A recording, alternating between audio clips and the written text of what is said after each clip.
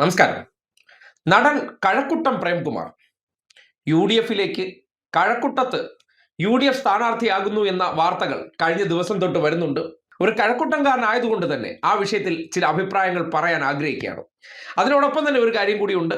ഈ പറയുന്ന പ്രേംകുമാർ UDFിലേക്ക് പോകുന്നു എന്ന വാർത്തകൾ ശക്തമായതിനോടൊപ്പം തന്നെ ഇന്നിപ്പോ കോട്ടയത്ത് നടക്കുന്ന കോൺഗ്രസിന്റെ സാംസ്കാരിക സംഘടനയായിട്ടുള്ള സാഹിതിയുടെ പരിപാടിയിൽ അദ്ദേഹം നേരിട്ട് പങ്കെടുക്കുന്നുമുണ്ട്.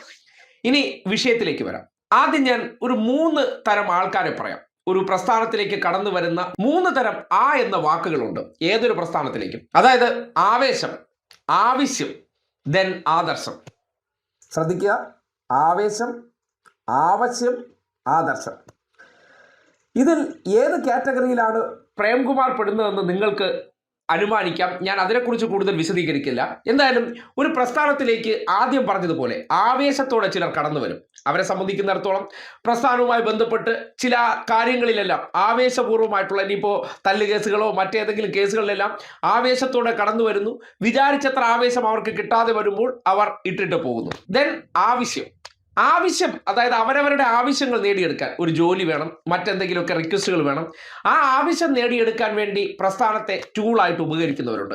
ആ ആവശ്യം അവർക്ക് കിട്ടിക്കഴിഞ്ഞാൽ ഉടനടി പൊടിയും തട്ടി അവരുടെ കാര്യം നോക്കിപ്പോകും. ദെൻ ആദർശം.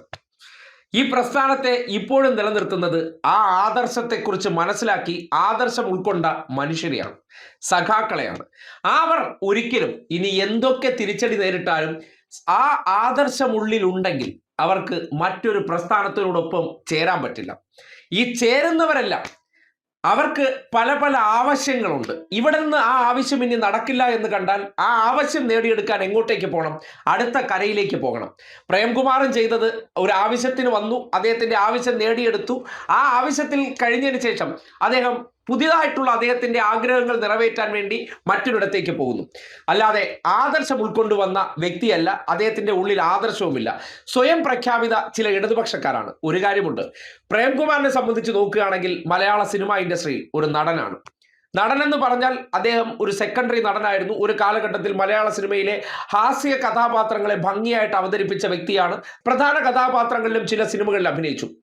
അതിനുശേഷം ഒരു നീണ്ട ഇടവേള. സമൂഹത്തിൽ നിന്ന് തന്നെ പ്രേംകുമാർ എന്ന പേര്, അതല്ലെങ്കിൽ അതിൻ്റെ വിസിബിലിറ്റി നഷ്ടപ്പെട്ട ഒരു കാലമുണ്ടായിരുന്നു.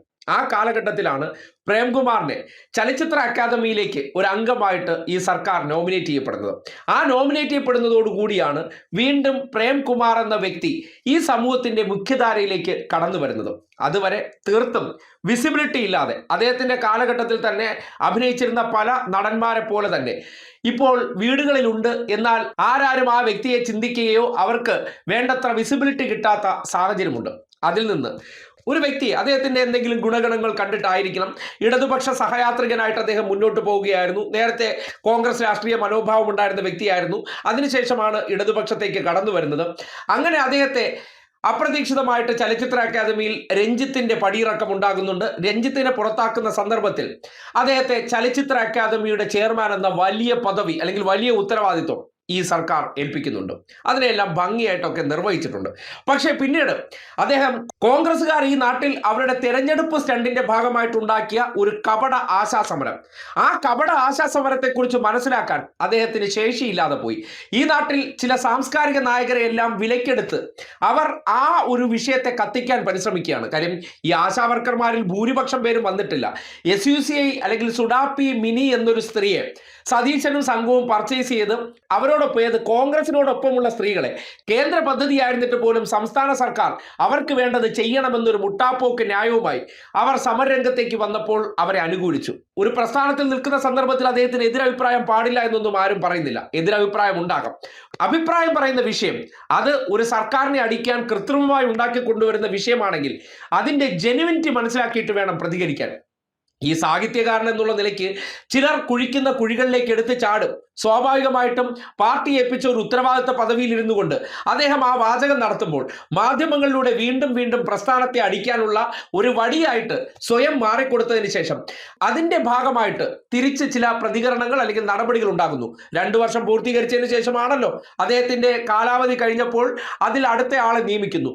പ്രേംകുമാറിനേക്കാൾ കുറഞ്ഞൊരാളെ അല്ല സർക്കാർ ആ പദവിയിലേക്ക് നിയോഗിച്ചത്, റസൂൽ പൂക്കുട്ടിയാണ്. അദ്ദേഹം ഓസ്കാർ അവാർഡ് ജേതാവായിട്ടുള്ള വ്യക്തിയാണ്. അപ്പോൾ പ്രേംകുമാറിനേക്കാൾ വളരെ ഹൈറ്റ്സിൽ നിൽക്കുന്ന ഒരാളെ ആ പദവിയിലേക്ക് കൊണ്ടുവരുന്നുണ്ട്. അത് ഒരു കാലഘട്ടം കഴിയുമ്പോഴാണ്. സ്വാഭാവികമായിട്ടും ഇന്നലകളിൽ അദ്ദേഹം ഇരുന്ന പദവിയിൽ ഇരുന്നു കൊണ്ട് അത് മറന്നിട്ട് ഇരിക്കുന്ന കൊമ്പ് തന്നെ വെട്ടുന്നത് ഏകദേശം ചിലരുടെ കയ്യടി കിട്ടും, അല്ലെങ്കിൽ പ്രതിപക്ഷം അദ്ദേഹം നല്ലൊരു സാംസ്കാരിക നായകനാണെന്നൊക്കെ പറയുമ്പോൾ ഉള്ളിൽ ഒരു ഇടതാശയം ഇല്ലാതെ പോയി. അല്ലാതെ ഏതെങ്കിലും ഒരു സ്ത്രീകളെ, കാര്യം അവിടെ വന്നവർ മുഴുവൻ ക്യാമറകൾക്ക് മുന്നിൽ അഭിനയിച്ച് തകർക്കുന്നത് ഒരു സ്ക്രിപ്റ്റഡ് വേർഷൻ ആണെന്ന് മനസ്സിലാക്കാൻ പോലും അദ്ദേഹത്തിന് ശേഷിയില്ലാതെ പോയിട്ടുണ്ടെങ്കിൽ അദ്ദേഹം എന്ത് തരം മനുഷ്യനാണ് എന്ന് ചോദിക്കേണ്ട അവസ്ഥ വരുന്നുണ്ട്. അതുകൊണ്ട് ഇപ്പോൾ ഇടതുപക്ഷത്തിന്റെ ഭാഗമായി നിന്ന് ഒരാളെ ചാടിച്ച് കിട്ടിക്കഴിഞ്ഞാൽ കഴക്കൂട്ടം കോൺഗ്രസിന്റെ അഡ്രസ്സ് തീർന്നിരിക്കുന്ന ഒരു മണ്ഡലമാണ്. ഇക്കഴിഞ്ഞ തദ്ദേശ തെരഞ്ഞെടുപ്പിന്റെ അവിടുത്തെ വോട്ടിംഗ് പാറ്റേണിന്റെ കണക്ക് വരുമ്പോൾ കോൺഗ്രസിന് ആകെ 13% വോട്ടിലേക്ക് തലകുത്തി വീണിരിക്കുകയാണ്. അവിടെയാണ് ഈ അടുത്ത കാലത്ത് മാത്രം വിസിബിലിറ്റി, ഈ പ്രേംകുമാർ എന്ന വ്യക്തി കഴക്കൂട്ടത്തെ സംബന്ധിക്കുന്നിടത്തോളം വലിയ ജനകീയനായിട്ടുള്ള വ്യക്തിയാണെന്നൊക്കെ ചിലർ കരുതുന്നുണ്ട്. അദ്ദേഹം ഈ പദവി വന്നതിന് ശേഷമാണ് കുറച്ചുകൂടിയൊക്കെ ഈ സമൂഹത്തിന്റെ ഇടയിലേക്കൊക്കെ ഇറങ്ങി പ്രവർത്തിച്ചു തുടങ്ങിയത്. അതിനപ്പുറത്തേക്ക് സിനിമ എന്ന മായിക ലോകം അദ്ദേഹത്തെ കൈവിട്ടതിന് ശേഷം പിന്നീട് വീടുകളിലേക്ക് ഒതുങ്ങിപ്പോകുന്ന വ്യക്തിയായി മാറി അദ്ദേഹത്തെ സജീവമായിട്ട് പൊതുരംഗത്തേക്കൊക്കെ ഇറക്കാൻ ഇടതുപക്ഷം അവസരമുണ്ടാക്കിയതിന് പിന്നാലെ ആ അവസരം കൊടുത്തവരുടെ കുതുകാൽ വെട്ടുന്ന പ്രവൃത്തി ചെയ്തതിന് ശേഷം ഇനിയിപ്പോൾ തൻ്റെ രാഷ്ട്രീയ ഭാവി UDF-ലാണെന്ന് അദ്ദേഹത്തിന് കരുതാം, സ്വാതന്ത്ര്യമുണ്ട്. ഇനിയിപ്പോൾ അവരൊരു MLA സീറ്റ് വെച്ച് ഓഫർ ചെയ്ത് കഴിഞ്ഞാൽ അത് അദ്ദേഹത്തിന് വാങ്ങിയെടുക്കാം, മത്സരിക്കാം. പക്ഷേ ഒരു കാര്യമുണ്ട്, അങ്ങനെ പ്രേംകുമാറിലൂടെ കഴക്കൂട്ടത്ത് എന്തെങ്കിലും വിസ്മയമൊക്കെ കാണിച്ചു കളയാമെന്ന് കരുതുന്നുണ്ടെങ്കിൽ അതൊക്കെ തെരഞ്ഞെടുപ്പ് റിസൾട്ട് വരുന്ന ദിവസം മനസ്സിലാക്കാൻ കഴിയും. പ്രേംകുമാർ എന്നും കഴക്കൂട്ടത്തെ സംബന്ധിക്കുന്നിടത്തോളം വലിയ ജനസ്വാധീനമുള്ള വ്യക്തിയൊന്നുമല്ല, പിന്നെ ഒരു ഫെമിലിയർ ഫേസ് ആണ്. അതിനപ്പുറത്തേക്ക് എത്ര വ്യക്തികൾക്ക് പ്രേംകുമാറുമായി വലിയ ആത്മബന്ധമുണ്ടെന്ന് പറഞ്ഞാൽ കഴക്കൂട്ടം അദ്ദേഹം താമസിക്കുന്ന പ്രദേശത്തിന്റെ തൊട്ടടുത്തുള്ള ജംഗ്ഷൻ കേന്ദ്രീകരിച്ച് നോക്കിയാലും വളരെ തുലവും തുച്ഛവുമായിട്ടുള്ള ആൾക്കാരായിരിക്കും. ഒരു വലിയ വിഭാഗം ആൾക്കാർ അദ്ദേഹത്തിന്റെ പിന്നീട് അണിനിരന്നത് ഒരു പ്രസ്ഥാനത്തിന്റെ ഭാഗമായി നിന്നപ്പോഴാണ്. ഇനി കുറച്ച് കോൺഗ്രസ്സുകാർ അദ്ദേഹത്തിന്റെ വീട്ടിലേക്കൊക്കെ നിത്യ സന്ദർശകരായിരിക്കും. ഈ അടുത്ത കാലത്ത് നിങ്ങൾക്കറിയാം, കോൺഗ്രസ്സുകാർ മറ്റു ചിലരെ കഴിഞ്ഞ തെരഞ്ഞെടുപ്പിലൊക്കെ സിനിമാ നടന്മാരായിട്ടൊക്കെ മത്സരിപ്പിച്ചിരുന്നു. അവരൊക്കെ ആ തെരഞ്ഞെടുപ്പിന് ശേഷം എന്താണ് സംഭവിച്ചതെന്നുള്ള അനുഭവങ്ങൾ പങ്കുവെച്ചു. അത് പ്രേംകുമാറിന് വന്നതിന് ശേഷം പിന്നീട് നമുക്ക് ആ വിഷയങ്ങളെ കുറിച്ച് ചർച്ച ചെയ്യാം.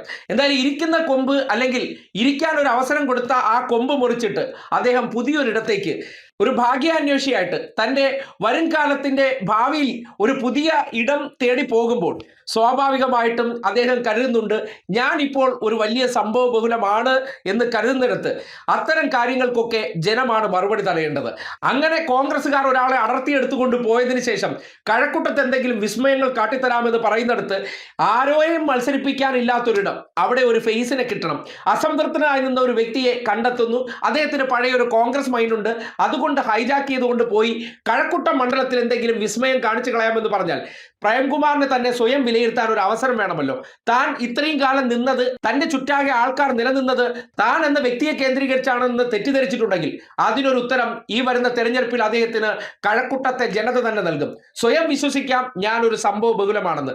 അതിനുവേണ്ടിയുള്ള എന്താണ് അദ്ദേഹം ഈ സിനിമാ കാലഘട്ടം ഉൾപ്പെടെയുള്ള കാലത്ത് ഈ സമൂഹത്തിന് വേണ്ടി ചെയ്തിട്ടുള്ളത് എന്ന് ചോദിച്ചു കഴിഞ്ഞാൽ അവിടെയൊക്കെ അദ്ദേഹത്തിന് പോലും ഉത്തരം പറയാൻ ബുദ്ധിമുട്ടുണ്ടാകും. അതുകൊണ്ട് പ്രേംകുമാർ ഒരു പുതിയ ഇടത്തേക്ക് ഭാഗ്യം അന്വേഷിക്കുന്നതിന് എല്ലാവിധ ആശംസകളും നേരുന്നു.